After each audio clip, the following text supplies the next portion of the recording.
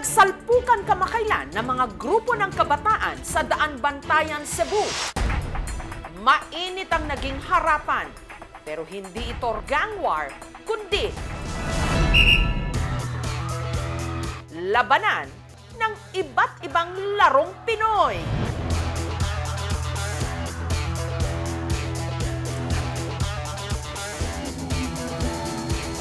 Ito ang kanilang taunang sangguniang kabataan Olympics. The youth nowadays often playing online games, kaya gumagawa kami ng activity na maging productive yung mga kabataan. Lunay wabante! Sa taong ito, 5 purok ang nagtagisan. Mag-ingay para sa Purok Tawaay. Tawaay, kaya pa! Yahoo! Small but terrible naman daw ang mga tiga-purok Tangige. Girl power ang ipinangtapat ng mga tiga-purok Suno. Habang naka-geng-geng fit ang Daan Bantayan fashion icons. We go, we fight, we go, we fight, here. Ang susubukan nilang patalsikin sa trono ang defending champion na Purok Molmol. Pagkabata, palagi namin yung nilalaro, kaya for the win kami dyan. Ang 5 grupo magtatapat sa iba't ibang mga laro. Ang mananalo sa bawat laro makatatanggap ng puntos para sa kanilang grupo. Ang may pinakamaraming points sa huli ang siyang tatanghaling kampiyon. Ang unang laro, sipa o kung tawagin nila rito, takyan.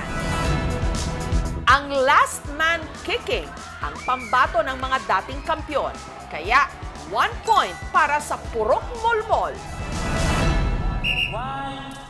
Naglaro rin sila ng luksong lubid o jumping rope. Ang Purok Tawaay tumagal ng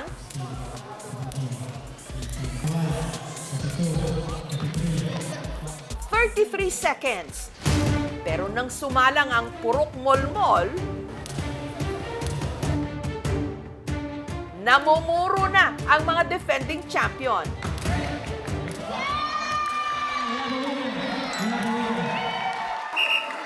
Hanggang sa sumalang na sila sa highlight ng palaro, ang labay bola o yung kung tawagin ng iba, touchball.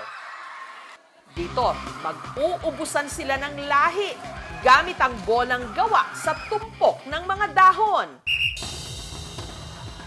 Ang mga defending champion nadihado. Ang kanila kasing star player na si Maikem nasugatan. Pero kahit may injury, tuloy ang laban. Hanggang sa ang Purok Molmol, itinanghal pa ring kampiyon. Nag-uwi sila ng 2,000 pesos. Iipunin namin ito at gagastusin sa aming mga palaro din sa aming purok. Masaya kami na may ganitong activities kasi para kami bumalik sa pagkabata. Ang mga kabataan naman dito sa Mahayag, Zamboanga del Sur, simple lang daw ang kasiyahan.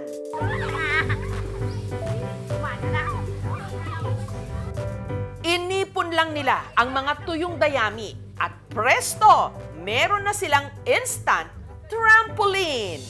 Parang putso na sa kanila ba kasi tumatalbog-talbog sila. Masayang, malamig. Tulan niya kuli. Pagkatapos tumambling-tambling, ang grupo nangolekta ng dahon ng saging. Para maglaro naman ng bahay-bahayan. Tatandaan mo pa ba? Tayong dala'y unang magkita. Panahon ng kamusmasan.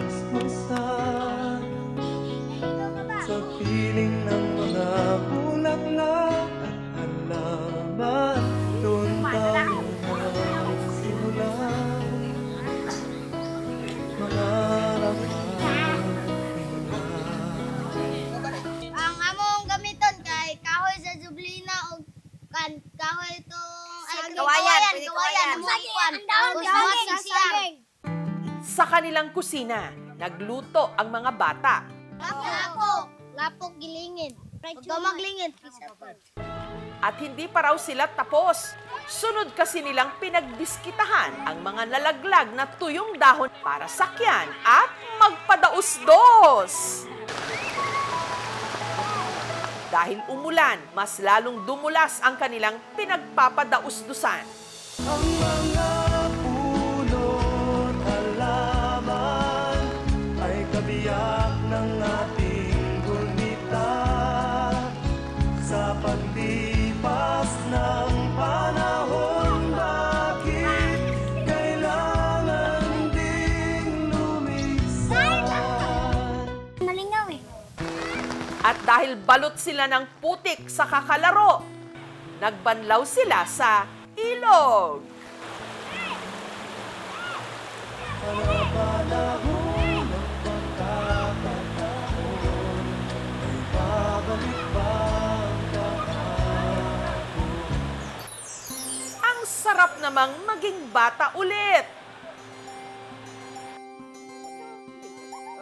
Sa panahon kung kailan ang mga kabataan tila nakatali o nakatitig sa gadgets, nakakatuwang makita na may ilan pa ring pinipiling maglaro sa labas. Lakas maka-throwback! Kaya naman marami ang nasenti sa TikTok videong ito. ikaw ay nagbalik. Tulad ko rin ang iyong pananabik. Makita ang dating kanlungan. Ng mga batang masayang naghahabulan sa palayan na para bang walang kaproble-problema sa mundo. Kahuna, saan nahanapin pa?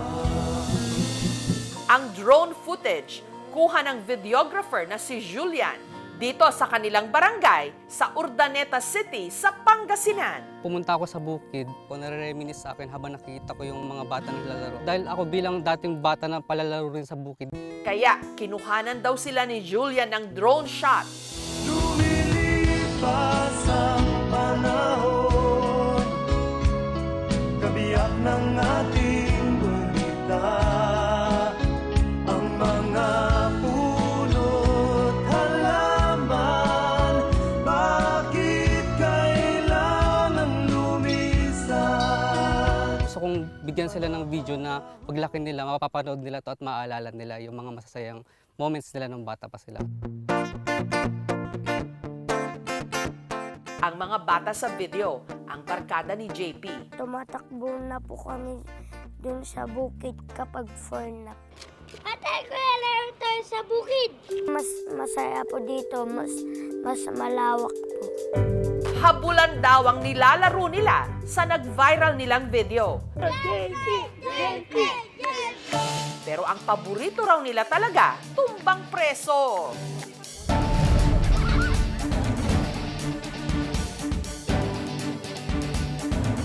Kailangang patumbahin ang isang lata sa pamagitan ng pamato nilang tsinelas.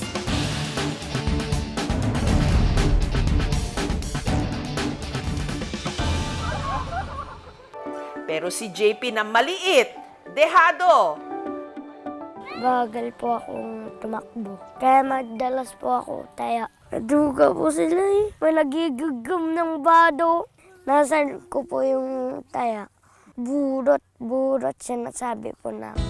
Ang mga puno't halaman ay kabiyak ng ating gurnita sa paglipas ng panahon. Bakit kailangan ding lumisan?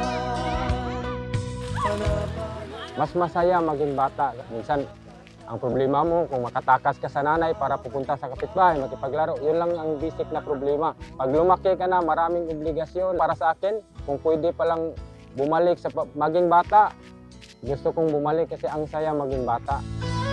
Ngayong bakasyon, maraming mag-uuwian sa kanilang mga probinsya. At kapag makita ang mga dati nilang palaruan, muling manunumbalik ang kabataan. Lumilipas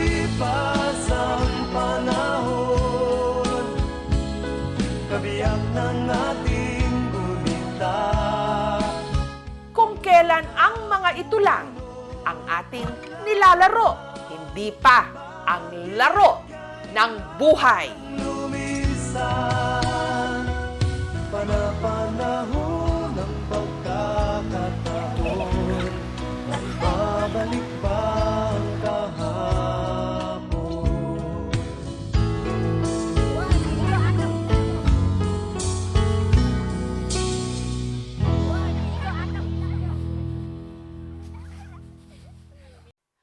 Thank you for watching, mga kapuso. Kung nagustuhan niyo po ang videong ito, subscribe na sa GMA Public Affairs YouTube channel. And don't forget to hit the bell button for our latest updates.